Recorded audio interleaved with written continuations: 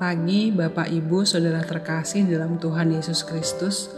Bersyukur buat hari baru yang Tuhan anugerahkan bagi kita. Sebelum kita memulai segala kegiatan hari ini, kita mau sama-sama merenungkan firman Tuhan dari Roma 8 ayat 32. Ia yang tidak menyayangkan anaknya sendiri, tetapi yang menyerahkannya bagi kita semua, bagaimanakah mungkin ia tidak mengaruniakan segala sesuatu kepada kita bersama-sama dengan Dia. Puji Tuhan. Suatu hal yang tidak masuk di akal jika Allah yang Maha Kasih itu menciptakan manusia dengan seluruh dunia dan isinya agar kita mengalami penderitaan demi penderitaan. Memang melalui penderitaan, karakter kita dapat terbentuk lebih baik. Namun pastilah bukan itu rencana Allah ketika Ia menciptakan manusia.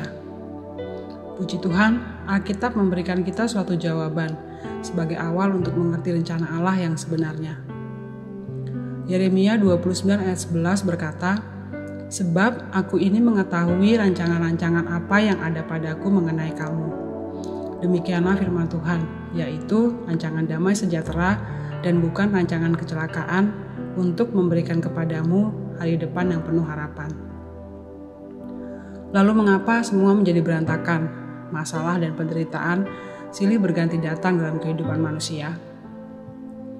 Segala macam penderitaan manusia yang ujungnya akan berakhir sebagai kematian kekal, semuanya itu masuk ke dalam hidup manusia karena dosa.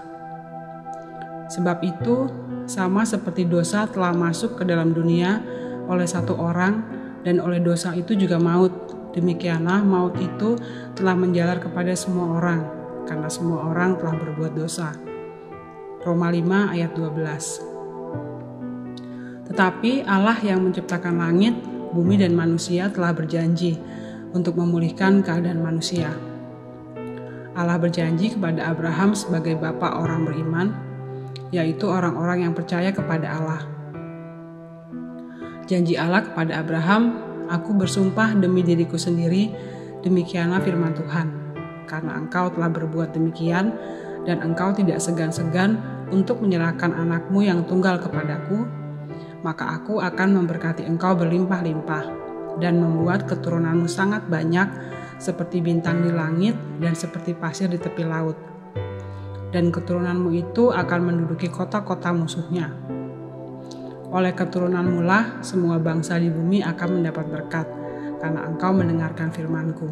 Kejadian 22 ayat 16-18. Kabar baiknya bagi kita semua adalah Allah telah memenuhi janjinya. Keturunan Abraham yang berasal dari Ishak, seperti yang difirmankannya, telah datang untuk membebaskan kita dengan menanggung semua kutuk-kutuk yang seharusnya kita alami. Keturunan Abraham yang berasal dari Ishak, itulah Yesus Kristus yang telah mati di kayu salib bagi kita.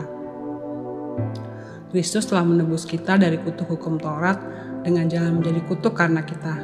Sebab ada tertulis, "Terkutuklah orang yang digantung pada kayu salib." Yesus Kristus telah membuat ini supaya di dalam Dia berkat Abraham sampai kepada bangsa-bangsa lain, sehingga oleh iman kita menerima roh yang telah dijanjikan itu. Maka sebaiknya anak-anak Tuhan hendaknya tidak berputus asa atau berusaha lari dari tantangan. Penderitaan memang harus dihadapi. Kematiannya untuk kita merupakan bukti kasih-Nya yang sangat besar.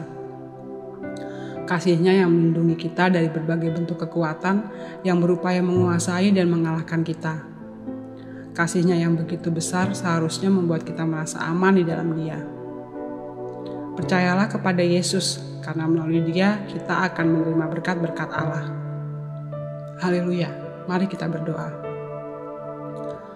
Tuhan, terima kasih karena Engkau telah mati di kayu salib agar kami dapat menerima berkat-berkat yang Bapa janjikan kepada Abraham.